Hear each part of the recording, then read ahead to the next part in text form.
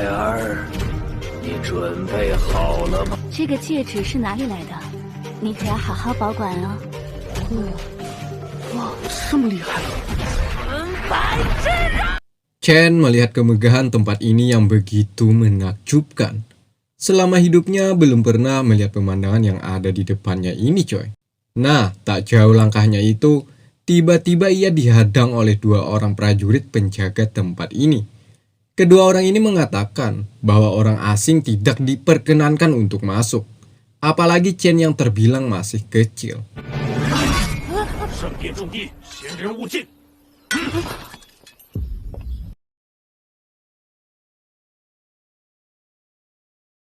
Chen pun mengatakan bahwa ia datang dari kuil Udin dan disuruh oleh gurunya untuk datang ke sini menemui ketua Nalan. Namun ucapan Chen itu tidak direspon sedikit pun oleh mereka. Mereka bersikeras untuk mengusir Chen dari tempat ini. Nah, di sela-sela itulah ada sesosok wanita muda. Mereka menyebutnya dengan Tuan Kesatria. Artinya, wanita ini sangat disegani di tempat ini. Namanya Li Xin. Saat itu ia marah kepada kedua penjaga ini karena terlalu bersifat kasar terhadap anak kecil seperti Chen.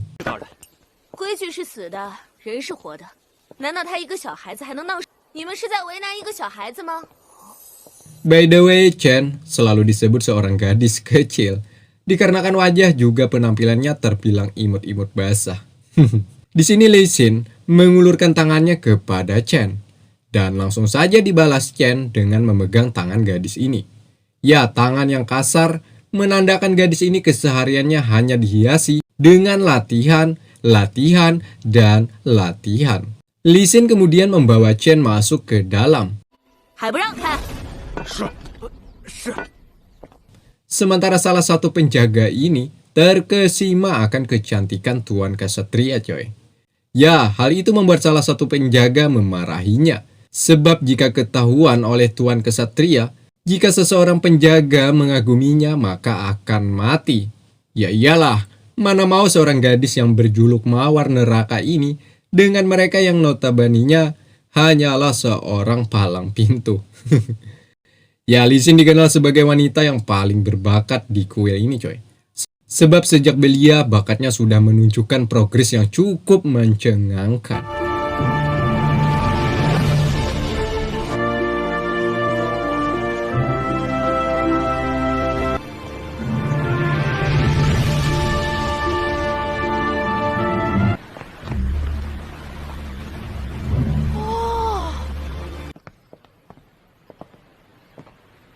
Chen juga melihat sebuah tahta segel yang melambangkan kemuliaan tertinggi kuil kesatria.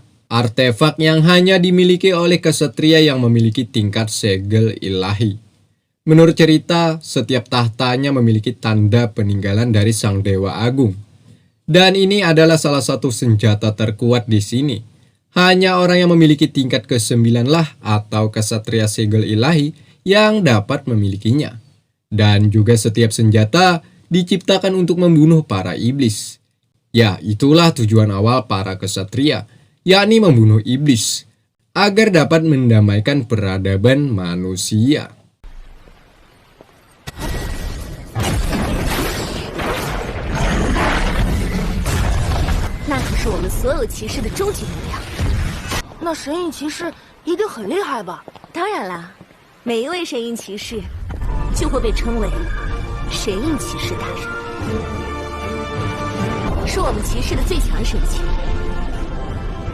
Dan yang paling penting, Dewa menciptakan 6 tahta. Sampai saat ini masih tersisa 3 tahta yang masih menunggu pemiliknya. Jika ada manusia yang sampai ke tingkat segel ilahi, maka akan berhak mendapatkan sisa tahta tersebut. Tentunya untuk sampai ke titik tersebut tidaklah semudah membalikan telapak tangan. Nah, jadi menarik. Apakah Chen dapat sampai ke titik tersebut atau kematian yang datang duluan? Entahlah. Kemudian di sini Chen menanyakan kepada Lu Xin atas alasan kenapa para penjaga tadi menyebut dengan Tuan Kesatria. Ya, saat ini Lu Xin sudah berada di tingkat ketiga, yakni Kesatria sejati yang memiliki 300 poin kekuatan. Sejak kecil Lusin berlatih secara menyelinap. Arti menyelinap, ia berpura-pura menjadi seorang laki-laki agar bisa diterima berlatih di sini coy. Sebab sangat jarang seorang wanita yang memiliki bakat seperti Lusin. Akhirnya, seiring waktu berjalan, Lusin pun diterima dan diakui sebagai kesatria wanita. Hingga hari ini ia di sini menjadi tuan kesatria. Seperti yang saya sebutkan tadi, Lusin mengira Chen adalah seorang wanita. Begitupun dengan Nalan. Ya, dialah ketua kuil ini yang disebutkan oleh gurunya Cheng Yu. Namun Chen memperlihatkan bahwa dia seorang lelaki tolen.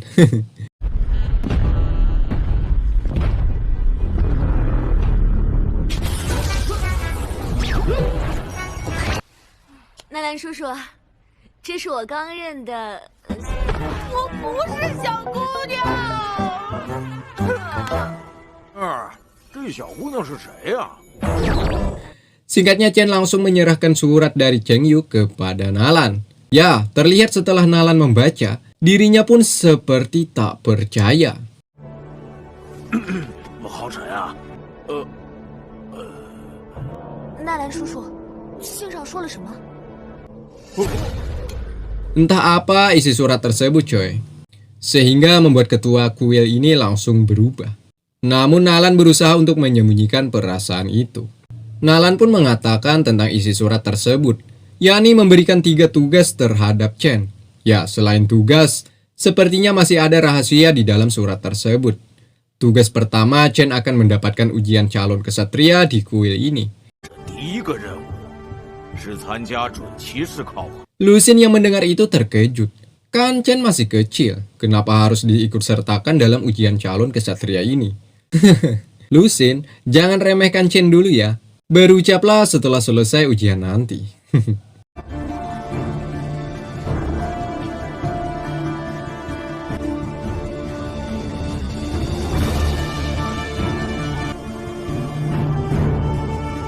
Terlihat ada peserta calon kesatria, sebut saja namanya Kapak.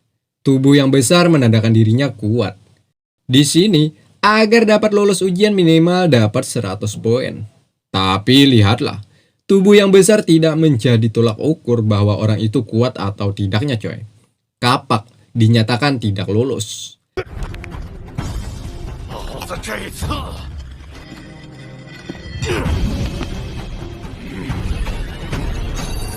一定要出牌！灵力87点。 Hal itu tentunya membuat dia marah. Namun ada seorang penjaga tempat ini untuk menyuruhnya berhenti jika tidak ingin bermasalah di tempat ini. Dan cobalah tahun depan.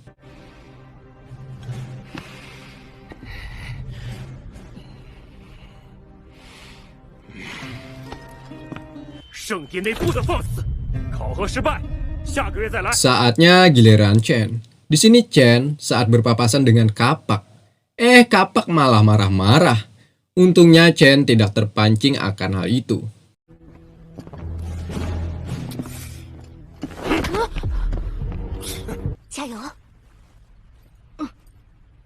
Nah, ketika Chen mau memulai, Lusin bertanya lagi kepada Nalan. Kenapa menyuruh Chen untuk mengikuti ujian orang dewasa? Dengan santuinya menjawab bahwa Chen adalah utusan Cheng Yu. Tentunya ia memiliki kekuatan tersendiri. Dan betapa mengejutkannya, Chen mendapatkan 107 poin di usia sangat muda. Bahkan memecahkan rekor kuil ini coy.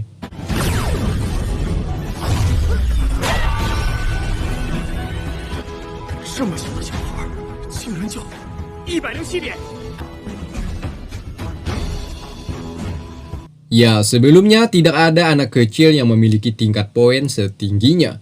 Bahkan, Lusin yang bertitel Tuan Kesatria saja mampu ia lampaui. Dengan ini, Chen menjadi peringkat pertama dengan menggeser posisi Lusin waktu ujian calon kesatria. 今天居然被一个小孩子给超过了。我管你！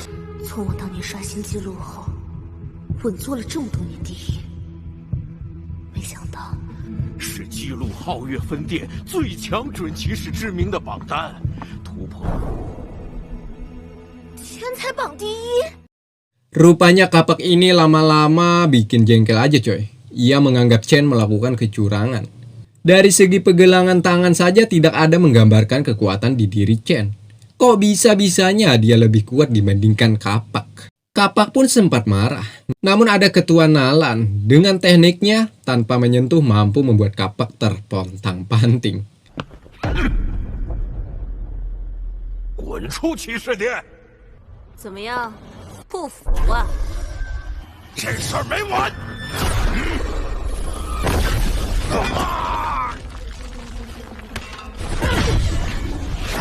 小兔崽子，你给我等着！再敢放肆，取消你骑士进阶考试的资格！ Kemudian ujian kedua, Chen harus melawan seseorang yang berada di tingkat ketiga selama 15 menit. Jika mampu bertahan, maka Chen dinyatakan lolos ujian. Kebetulan sekali Lu Xun saat ini yang menjadi lawan tandingnya. Sebelumnya, Lu Xun khawatir, mana mungkin Chen mampu bertahan lama menghadapi lawan yang di atas satu tingkat darinya. Dengan keyakinannya, Nalan langsung menyuruh Lu Xun dan Chen bertarung. Alhasil pertarungan pun dimulai. Ya, Nalan terkejut setelah melihat kemampuan Chen mengeluarkan teknik pedang putih sejati.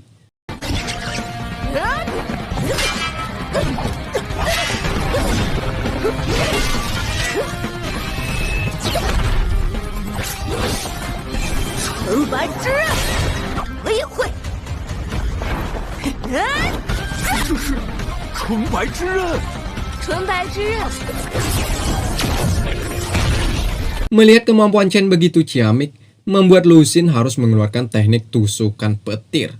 小小年纪竟然把战斗技巧。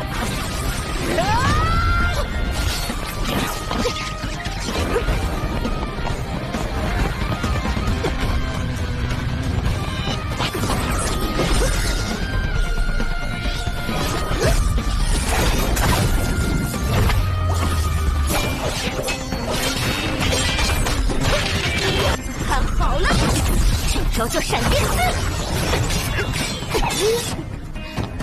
还不错。雪儿这丫头越来越认真了。 Dengan mudahnya, Chen mampu menghindari setiap serangannya. Bahkan Chen dapat menyerang balik Lu Xun, membuat Lu Xun harus mengeluarkan teknik jitunya, yakni formasi Ascension. Apa nih bacanya? Ya, Ascension.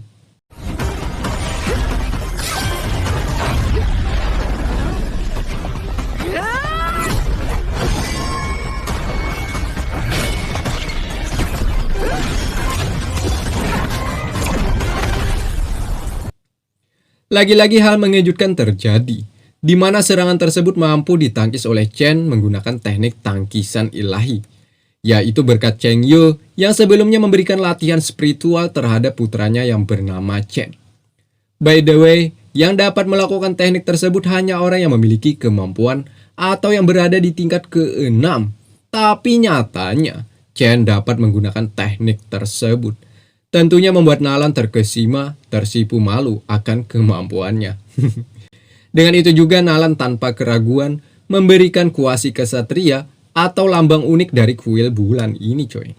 Artinya Chen telah lulus ujian kedua. Nah, untuk ujian ketiga sepertinya Chen harus meminta bantuan Lu Xun agar dapat melewatinya. Ya, tugas ketiga di Serikat Petualangan Kota Bulan. Kebetulan sekali Chen bertemu dengan Kapak. Ya, di sini Kapak ingin memberikan pelajaran kepada anak kecil yang bernama Chen. Bahkan dia mencemooh menyebut Chen lulus ujian menggunakan orang dalam. Lu Xun sempat terpancing, sebab itu sebuah penghinaan bagi adik kecilnya ini. Namun Chen mencoba menenangkan Lu Xun agar tidak terpancing.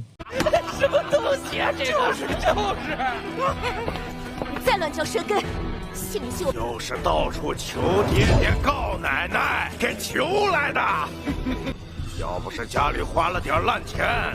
Nah, ketika Chen ingin memperlihatkan lencana kuasi kepada penjaga tempat ini, sebab jika ingin masuk ke dalam petualangan harus memperlihatkan lencana kuasi. Malah direbut oleh bawahan Kapak. Setelahnya Kapak mendapatkan benda tersebut coy. Ia pun berucap sekali lagi. Apakah kau tidak malu memiliki lencana ini dengan cara curang? Beberapa kali Chen meminta Kapak untuk mengembalikan lencana tersebut. Tapi Kapak tak menuruti permintaan Chen. 请把徽章还给我！请把徽章还给我！ Bahkan Kapak mengatakan yang membuat Chen tak bisa lagi mengontrol amarahnya, yakni dengan menghina ibunya Chen, sehingga Chen menentang Kapak untuk bertarung hidup dan mati. 以骑士圣殿准骑士的身份向你发出挑战，不死不休！阁下侮辱我母亲。 Alhasil pertarungan pun dimulai. Kecepatan Chen tak bisa dikontrol oleh sang Kapak, sehingga pertahanannya sedikit oleng. Hanya dengan sekali serangan, Chen dapat menghabisi si Kapak yang memiliki kesombongan di atas rata-rata.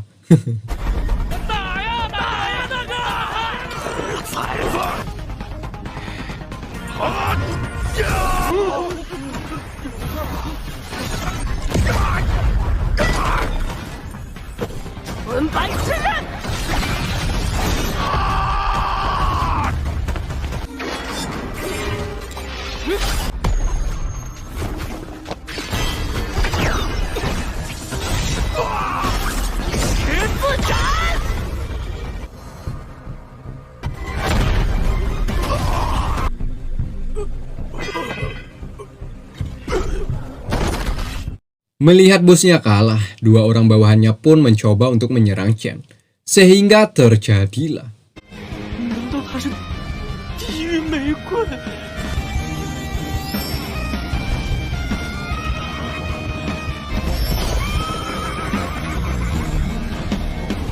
Ya, Lusin dengan tekniknya menghajar kedua orang ini, sehingga identitasnya sebagai mawar neraka terbongkar. Mereka yang melihat itu langsung meminta maaf. Untungnya, Lusin masih mengampuni kedua orang ini dan mereka langsung lari terbirit-birit. Selanjutnya, Chen akan melakukan tugas ketiga yang diberikan Nalan, yakni memperlihatkan lencana. Di sini wanita penjaga menanyakan apa mereka berdua perlu bantuan. Ya, Chen rencananya meminta agar tempat ini memberinya 3 botol misi bounty. Rencananya Chen dan Lusin akan masuk ke rawa bulan, di mana di sana memiliki halusinasi yang cukup tinggi, coy. Seperti orang yang kita lihat saat ini, karena tidak dibekali kekuatan yang mumpuni, akan berakhir seperti dia.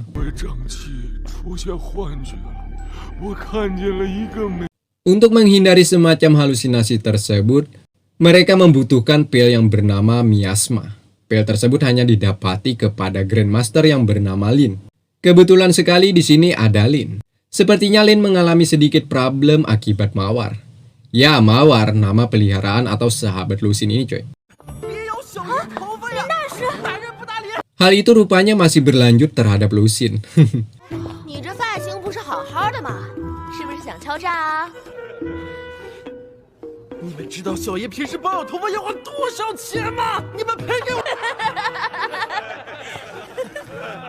Untungnya Chen mampu menenangkan sembari menanyakan apakah pil miasma masih ada.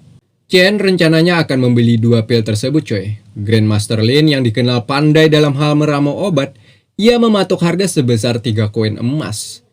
Tanpa ada keraguan sedikit pun, Chen pun langsung membelinya. 小兄弟，你和我真有缘，2瓶胀气丸就收你3个金币吧。 Di perjalanan, Chen menanyakan apakah dia bisa juga memiliki tunggangan seperti mawar ini. Sebab ia sangat wah dengan kehebatan mawar. Mantap. Dengan yakinnya Lusin mengatakan bahwa kelak Chen pasti akan memiliki tunggangan hebat. Di Gunung Suci Kesatria namanya. Di sana terdapat banyak binatang yang dapat dipilih. Melihat kemampuan Chen saat ini, sepertinya tidak sukar untuk mencari tunggangan yang bagus dan hebat nantinya. Masih di kota bulan. Setelah jauh perjalanan, mereka akhirnya sampai di rawa bulan, coy. Di sini terdapat dengan pemandangan yang membuat mata tak ingin berkedip. Selain itu, Chen juga melihat salah satu bunga Blue Silver Grass.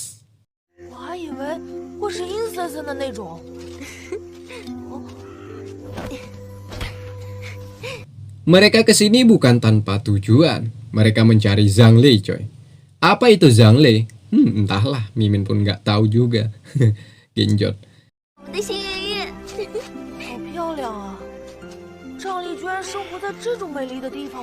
Di sini, menurut Lusin tempat ini dihuni oleh binatang monster. Setelah beberapa langkah, Lusin hampir saja terkena ilusi tempat ini, di mana Chen juga mengetahui akan hal itu, sehingga ia menyuruh Lusin untuk beristirahat sejenak. Namun Lusin menghiraukannya, dan mereka meneruskan perjalanan ini.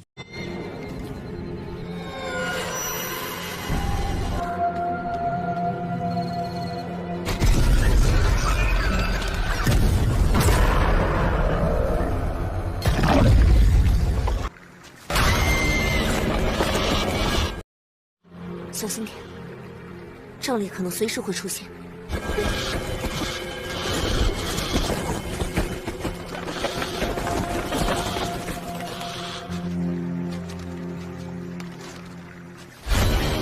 看，我们好像到了。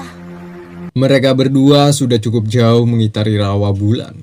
Lusin sempat memperingati Chen agar tetap berhati-hati, sebab monster yang bernama monster miasma berada di sini, coy. Ya, pantas saja namanya pil miasma, ya kan? Ternyata untuk penangkal monster yang bernama miasma.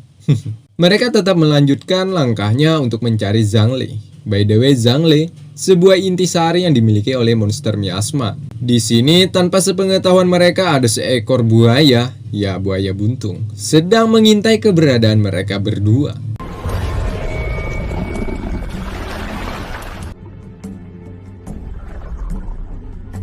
Sebelum terlambat, Lusin menyarankan untuk memakan pil miasma. Ya, sekalian berjaga-jaga ya kan, siapa tahu monster tersebut datang secara mendadak. Nah, ketika Chen mau mengambil pil yang ada di tangan Lusin, tiba-tiba terjadilah.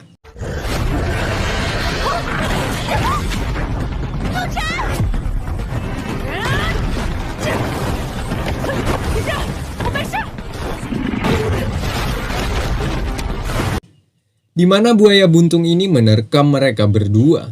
Untungnya Chen dengan gerakannya mampu menyelamatkan Lusin untuk menghindari dari ancaman kematian. Meskipun begitu, nyawa mereka tetap berada dalam ancaman. Nah, ketika buaya ini ingin menyerang yang kedua kalinya, tiba-tiba terlihat mata biru yang memancar dari kegelapan. Hal itu membuat buaya langsung ciut lalu kembali ke dalam air.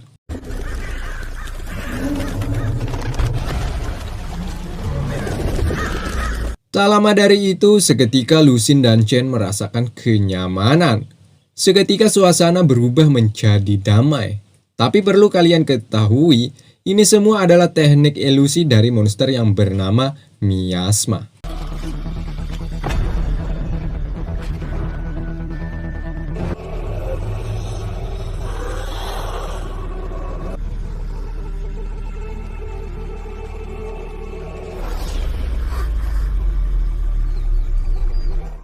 Nah, tiba-tiba hadirlah seekor binatang kecil imut nan lucu.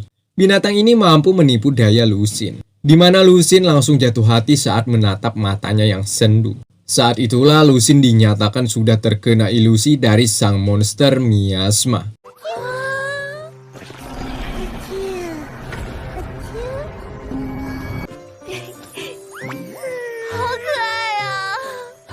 Sementara Chen masih bertanya-tanya binatang apa yang ada di hadapannya itu. Sebelumnya Guru Cheng Yu belum memberitahukan akan binatang ini, coy.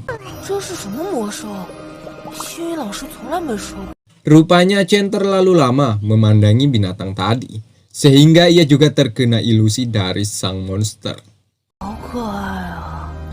Saat ini Lusin dibawa ke dalam rawa yang dipenuhi dengan lumpur hidup.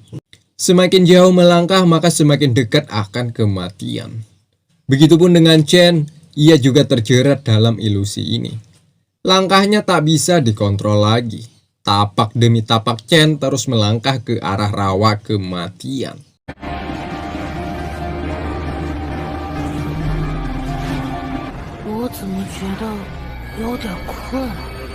Untungnya ada cincin pemberian Chae yang menyelamatkan dirinya. Cincin tersebut langsung memancarkan cahaya, sehingga membuat Chen tersadar akan hal ini. Chen melihat ada gas miasma di depannya, sehingga ia langsung memakan satu pil miasma, agar dapat mengontrol situasi ini. Chen kemudian melihat Lusin dalam bahaya besar, di mana binatang tadi hanyalah sebuah kayu, coy. Alhasil Chen harus mencari cara untuk menyadarkan Lusin agar tidak terlalu jauh melangkah. Jika dibiarkan, maka Lusin akan tenggelam bersama kayu dan kenangan di rawa kematian.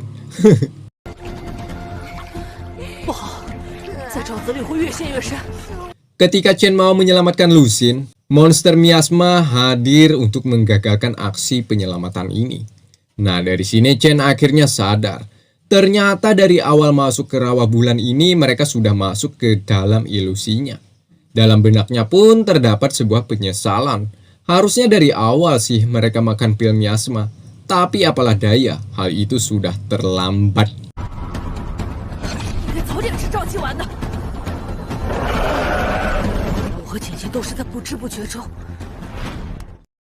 Tidak ada cara lain selain lawan. Namun di lain sisi Chen mendapatkan dua masalah, yakni harus menyelamatkan Lusin, juga harus mengalahkan monster ini secara bersamaan. Sehingga Chen sedikit mengalami hambatan.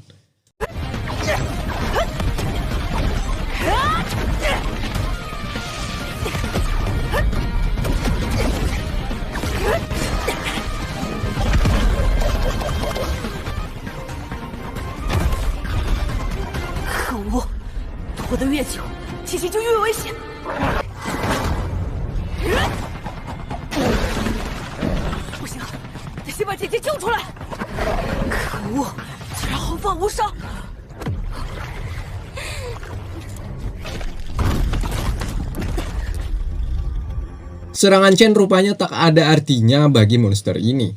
Beberapa cara ia sudah lakukan, namun tak mampu membuat monster tersebut goyah.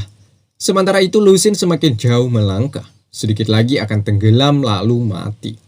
Bukannya berhasil, Chen malah dapat dibelenggu oleh monster ini. Sehingga untuk yang kedua kalinya, Chen masuk ke dalam halusinasi sang monster. Konon katanya, barang siapa yang terkena ilusi ini maka akan sulit dilepaskan. Akal dan pikiran akan sulit dikendalikan. Apakah Chen akan menjadi salah satu daftar bagi sang monster sebagai korbannya? Entahlah. Ternyata tidak semudah itu Pergoso. Chen mampu melawan pikiran dan ilusi ini.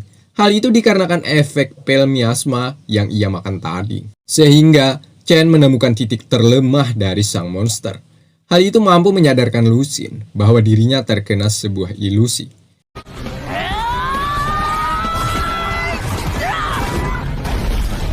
Nah, di saat itulah Chen langsung melemparkan satu pil agar Lusin sembuh total. Kini saatnya Chen beraksi. Satu masalah sudah hilang. Ia pun tak perlu lagi mengkhawatirkan keadaan Lusin, sehingga bisa fokus melawan sang monster ini.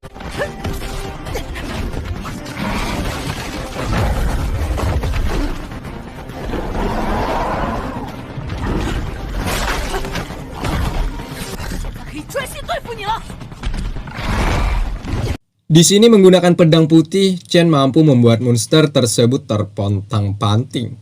Sedangkan Lusin sempat juga membantunya dengan teknik pertahanan yang ciamik.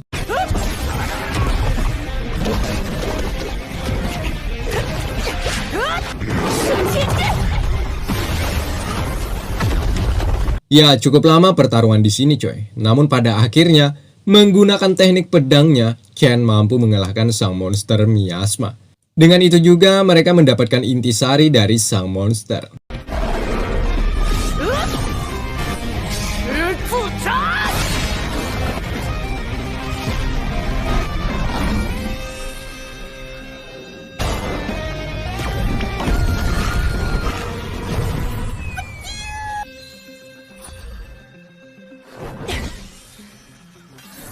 Sampai sini kita juga akan mengetahui bahwa buaya tadi adalah pengikut sang monster miasma.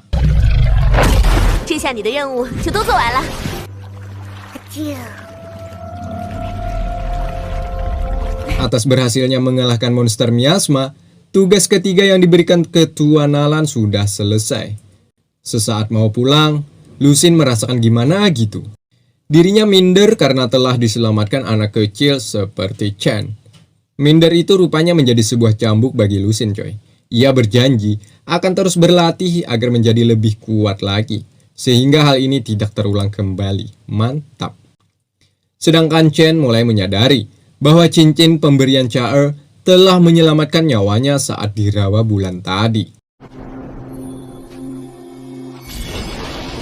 是你一直在守护着我吗？ Singkat cerita, Chen pun telah berhasil melakukan 3 tugas.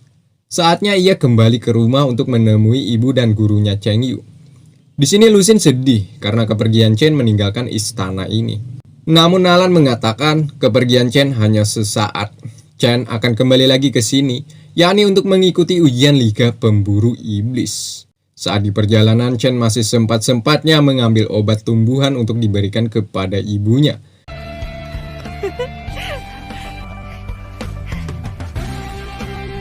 Di mana di sini ibunya sedang kambuh akan penyakitnya.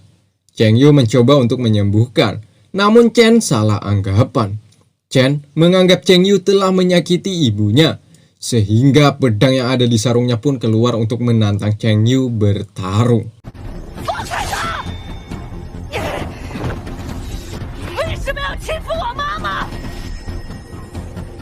Namun sayangnya Chen seketika terpental setelah mendapatkan teknik dari Cheng Yu.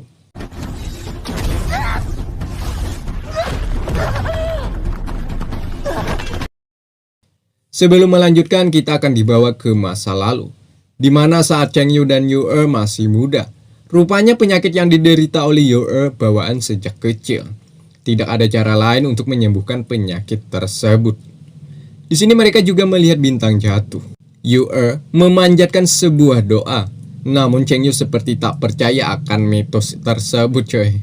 Lantas saja di sini Yu menjelaskan bahwa konon katanya jika ada bintang atau meteor jatuh, maka doa kita akan dikabulkan. Nah, di sela-sela itu bintang kedua jatuh, sehingga Yu meminta agar Cheng Yu mengatakan satu doa. 但勇敢地接受现在的自己，享受生活的每一刻美好。从小就被疾病缠身，这么多年都无法治愈。你看，还有一颗，你赶紧许愿。 Ya, Cheng Yu pun mencoba berdoa. Doa tersebut yakni untuk kesembuhan Yu. Yu pun hanya diam bahwa doa Cheng Yu tersebut tidak akan dikabulkan. Ya, pada sejatinya penyakit ini tidak ada obatnya, coy. Sehingga Yu hanya bisa pasrah, dan pasrah. Tak terasa malam semakin larut. Cahaya bintang dan bulan seakan-akan memberikan semangat untuk kedua orang ini. Sehingga mereka pun memutuskan untuk berdansa. Ya, setidaknya sedikit demi sedikit menghilangkan kesedihan yang ada di hati Yu. Kembali ke cerita. Tidak ada komentar sedikit pun, Chen langsung melancarkan serangan kepada Cheng Yu, ayah dan gurunya ini. Namun serangan Chen mampu ditangkis bahkan diserang balik oleh Cheng Yu. Chen masih sanggup berdiri, ia meminta kepada Cheng Yu untuk menyerahkan ibunya kepadanya. Sebab Chen mengira ibunya telah disakiti oleh Cheng Yu. Cheng Yu membalas dengan membuatkan sebuah garis. Jika Chen dapat melewati garis ini, maka ibunya boleh diambil. Hal itu membuat Chen terobsesi untuk menyerang. Di sini Chen lebih mendahulukan nafsu daripada akal. Sehingga Cheng Yu sembari bertarung, ia mengingatkan kepada putranya ini untuk menghadapi masalah harus pintar-pintar mengontrol emosi. Jika terus-terusan begini, maka akan menjadi bumerang, yakni membahayakan diri sendiri.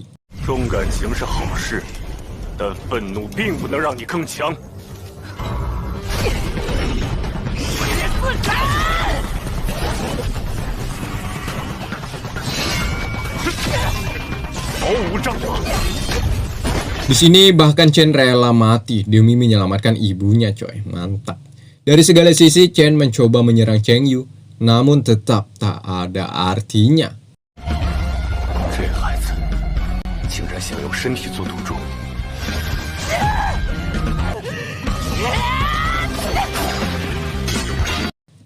Hingga hal mengejutkan terjadi. Chen seketika mengeluarkan teknik tak terduga. Ya, hari ini kita akan melihat sesosok putra cahaya telah hadir ke dunia, di mana wajah dan aura Chen berubah. Begitupun dengan suasana seketika menjadi gelap.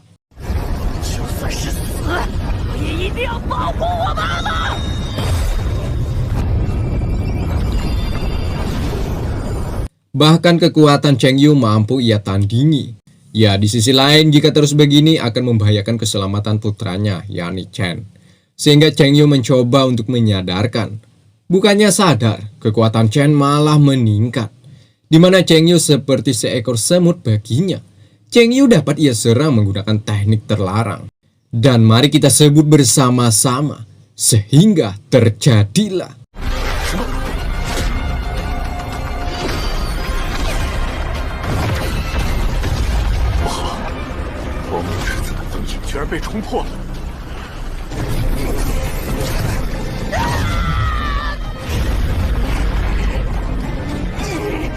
Di sini kita melihat Chen dapat menguasai teknik tebasan sinar matahari.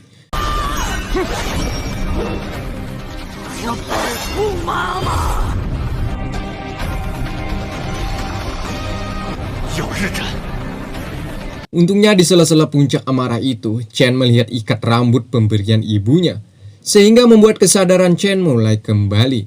Alhasil ia berhenti dan terjatuh. Disitulah Cheng Yu langsung menangkapnya. Cheng Yu akhirnya menyadari betapa pentingnya kasih sayang. Dari berbagai cara Cheng Yu mencoba untuk menyadarkan putranya ini, tetap tidak bisa. Tapi hanya dengan ikat rambut pemberian ibunya, malah bisa membuat Chen kembali normal. Itulah artinya cinta, coy. Singkatnya Chen pun tersadar, tepat di hadapannya ada ibunya Yu-er. Ya lantas saja membuat Chen menanyakan, apakah ibu baik-baik saja dan bagaimana bisa Cheng Yu menggertak? Arti menggertak ya menyakitilah. Aduh Chen, kamu ini salah paham. Cheng Yu sebenarnya bukan untuk menyakiti ibumu, melainkan Cheng Yu mencoba untuk mengobati penyakitnya. Nah, disinilah rahasia besar yang selama ini ibunya pendam akan diungkapkan, bahwa Cheng Yu adalah bapakmu. Mendengar itu lantas saja Chen terkejut tak percaya. Di sini ibunya menceritakan kembali kejadian masa lalu kepada putranya ini. Di mana pada hari itu perang besar terjadi antara ras manusia melawan para iblis kejam yang tidak memiliki rasa kasihan terhadap lawannya. Tetapi karena penyakit dideritanya tak kunjung sembuh, Yu-er memilih pergi untuk meninggalkan Cheng Yu suaminya. Hal itu ia lakukan agar tidak menjadi beban bagi Cheng Yu.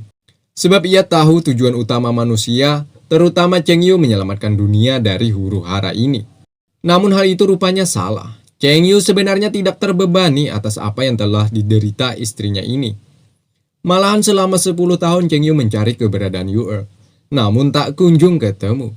Jadi setelah bertemu, Cheng Yu memutuskan untuk mendekati Chen, yakni menjadi guru. Namun menurutnya lebih sulit dibandingkan dengan dugaannya. 你母亲本想直接告诉你，但我担心你接受不了。这10年，也是我最灰色的10年。我寻遍各处，想要找到你母亲。那个时候我才发现， Ya, Cheng Yu pun tahu apa yang dirasakan oleh putranya ini. Hidup tanpa kasih sayang dari ayah pasti sangatlah sulit. Sehingga atas nama Cheng Yu dari kuil kesatria, memohon ampun karena telah menjadi ayah tak berguna. Selain itu ia juga berterima kasih kepada putranya yang bernama Chen atas merawat Bayu istrinya ini dengan sebaik-baiknya. Ya kita tahu selama Cheng Yu tidak ada di sisi Yu, Chen lah seperti pengganti tugas layaknya seorang suami. Dari mulai merawat, mengobati penyakit yang diderita Yu, dan satu lagi, Cheng Yu benar-benar mencintai wanita yang bernama Yu, ibunya Chen.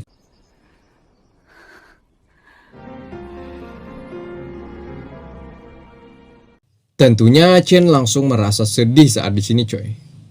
Awal mereka bertemu sempat terbesit sih di benak Chen. Seandainya Cheng Yu adalah ayahnya, mungkin akan lebih bagus. Sebab Chen sangat mengagumi kehebatan Cheng Yu. Dan hari ini benar, ternyata Cheng Yu memanglah ayahnya. Saat ini kesedihan campur bahagia pun tak bisa ditahan-tahan lagi. Kini keluarga yang telah lama terpisah akhirnya bisa bersama kembali. 从我第一次见到你，我就喜欢你。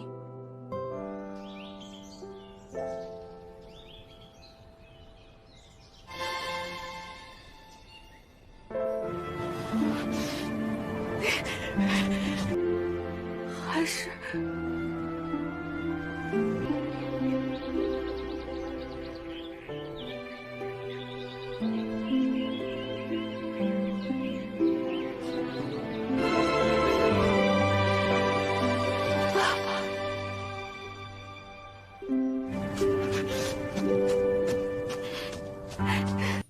Sementara di lain sisi ada kawanan iblis sedang membabi buta menghabisi umat manusia.